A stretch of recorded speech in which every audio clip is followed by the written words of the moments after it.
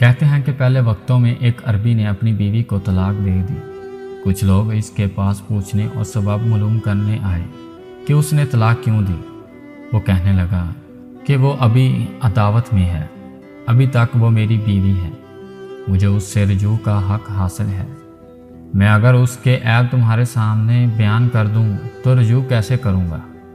لوگوں نے انتظار کیا اور دعوت ختم ہو گئی۔ اس شخص نے رجوع نہیں کیا۔ لوگ دوبارہ اسی کے پاس آئے تو اس نے کہا، اگر میں نے اب اس کے بارے میں کچھ بتایا تو یہ اس کی شخصیت منکسر کرنے کے مترادف ہوگا اور کوئی بھی اس سے شادی نہیں کرے گا۔ لوگوں نے انتظار کیا حتیٰ کہ اس عورت کی دوسری جگہ شادی ہو گئی۔ لوگ پھر اسی کے پاس آئے اور طلاق کا سبب پوچھنے لگے۔ اس عربی نے کہا، اب چونکہ وہ کسی اور کی عزت ہے اور مروت کا تقاضا ہے کہ میں پرائی اور اجنبی عورت کے بارے میں اپنی زبان بند رکھوں۔ کیا آج کے دور میں ہیں ایسے لوگ؟